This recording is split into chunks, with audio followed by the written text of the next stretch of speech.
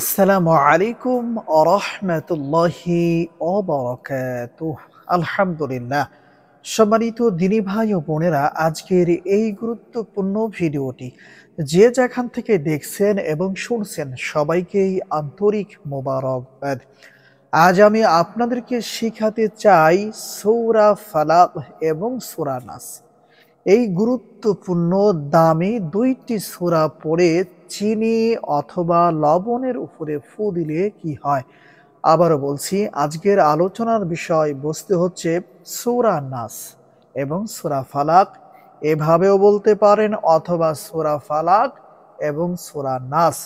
এই ২টি সূরা পড়ে চিনি অথবা লবণের উপরে ফু দিলে কি হয়?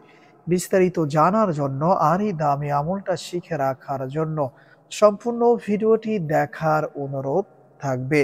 সম্মানিত দিনী ভাই ও বোনেরা, শুরুতেই আপনাদের জন্য পরামর্শ থাকবে, যদি সম্ভব হয় ভিডিওটি শুরু থেকে শেষ পর্যন্ত দেখে এই দামি আমলটা শিখে রাখার চেষ্টা করবেন। আশা করি ইনশাআল্লাহ প্রত্যেকটা মানুষের এই আমলটা উপকারে আসবে ইনশাআল্লাহ। সম্মানিত দিনী ভাই ও বোনেরা, এই আমলটা কখন কিভাবে করবেন? পরামর্শ থাকবে ফজরের নামাজের পরে আমার দেখানো পদ্ধতিতে অবশ্যই আপনারা আমলটা করে নেয়ার চেষ্টা করবেন ইনশাআল্লাহ। সম্মানিত দিনী ভাই ও বোনেরা, এই আমলটা করার জন্য লবণ অথবা চিনি আপনারা ব্যবহার করতে পারেন।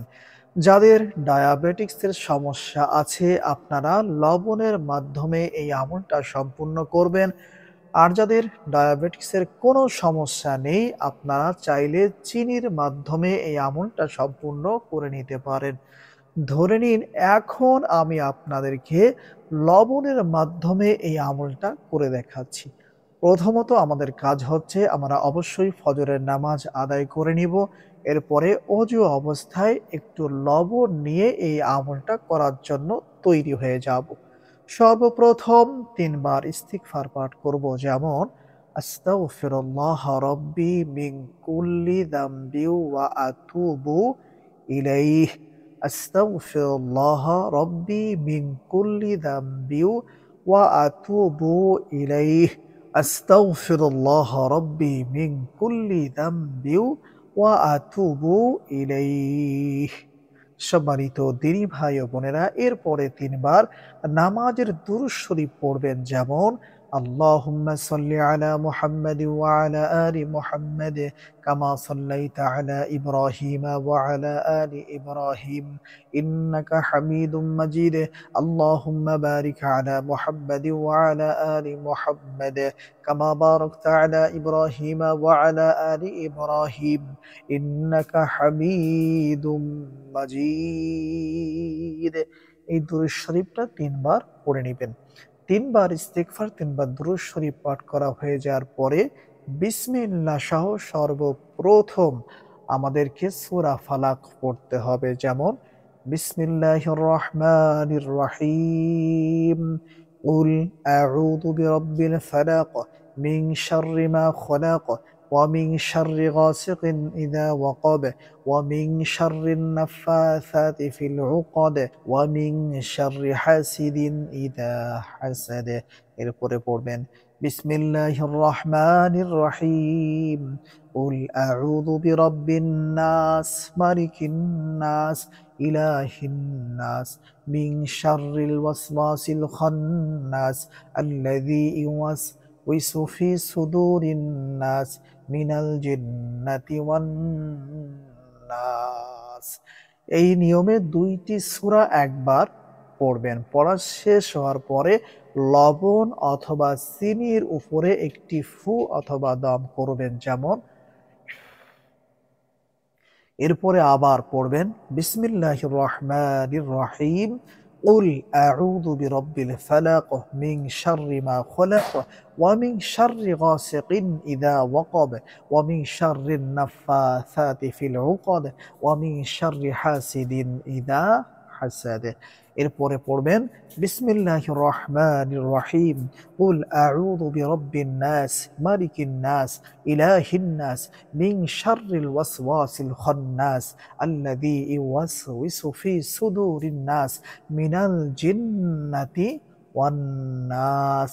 যখন দুইটি সূরা আবারও আমাদের সম্পূর্ণ পড়া হয়ে যাবে, তখন আমাদের কাজ হচ্ছে আবার ওই চিনি অথবা লবণের উপরে আরো একটি ফু অথবা দম করে নিব। যেমন এরপরে আবারও পড়বেন সেম একইভাবে বিসমিল্লাহির রহমানির রহিম, কুল আউযু বিরাব্বিল ফালাক, মিন শাররি মা খালাক, ওয়া মিন শাররি গাসিকিন ইযা ওয়াকাব, ওয়া মিন শাররিন নাফাসাতি ফিল উকদ, ওয়া মিন শাররি হাসিদিন ইযা হাসাদ। বিসমিল্লাহির রহমানির রহিম, কুল আউযু বিরাব্বিন নাস, মালিকিন নাস, ইলাহিন নাস, মিন শাররিল ওয়াসওয়াসিল খান্নাস, আল্লাযী ইউওয়াসউিসু ফি সুদুরিন নাস, মিনাল জিন্নাতি ওয়ান নাস। সম্মানিত দিনী ভাই ও বোনেরা, দুইটি সূরা সম্পূর্ণ আবার যখন পড়া হয়ে যাবে, লবণের উপরে আরো একটি ফু অথবা দম করে নিবেন। যেমন এই নিয়মে বিসমিল্লাহ সহ এই দুইটি সূরা পড়তে হবে ২১ বার। আমি যেভাবে করে পড়েছি একই সঙ্গে দুইটি সূরা, সেম একইভাবে আপনারা ২১ বার এই দুইটি সূরা একই সঙ্গে মিলায়া পড়বেন এবং লবণ অথবা চিনির উপরে ২১টি ফু অথবা দম করে নিবেন। এরপরে কষ্ট করে একবার দুরূদে ইব্রাহিম পাঠ করতে হবে, যা আমি আপনাদেরকে একটু আগেই পাঠ করে শুনিয়ে দিয়েছি। একবার দুরূদে ইব্রাহিম পাঠ করা হয়ে যাওয়ার পরে লবণের উপরে ২টি ফু দিতে হবে। যেমন সাল্লাল্লাহু আলাইহি ওয়াসাল্লাম। সম্মানিত দিনী ভাই ও বোনেরা, এই নিয়মে প্রথমত ফজরের নামাজের পরে আমলটা কমপ্লিট করে নিতে হবে। এরপরে কি করবেন? ধরেন আপনারা আমলটা কমপ্লিট করে নিয়েছেন। এখন কাজ হচ্ছে যেই ব্যক্তির জন্য আমরা আমলটা করেছি, যেই ব্যক্তি রোগী, তাকে এই চিনি অথবা লবণটা খেতে বলবেন অথবা খেতে হবে। সম্মানিত দিনী ভাই ও বোনেরা, ২১ দিন পর্যন্ত সকাল বেলায় বাসি পেটে এই লবণ অথবা এই চিনিটা খাওয়ার চেষ্টা করবেন।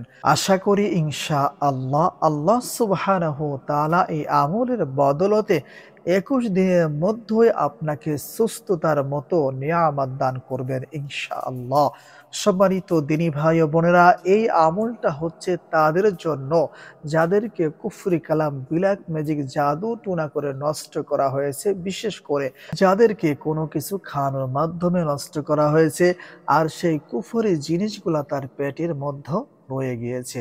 সম্মানিত দিনী ভাই ও বোনেরা, এই সমস্যায় যারা ভুগছেন, আপনারা কষ্ট করে এই আমলটা সম্পূর্ণ করবেন আর ২১ দিন পর্যন্ত এই লবণ চিনিটা খাওয়ার চেষ্টা করবেন। আশা করি ইনশাআল্লাহ আল্লাহ সুবহানাহু ওয়া তাআলা চাইলে ২১ দিনের মধ্যেই আপনাকে পরিপূর্ণ সুস্থতার মতো নিয়ামত দান করবেন ইনশাআল্লাহ। আসসালামু আলাইকুম ওয়া রাহমাতুল্লাহ।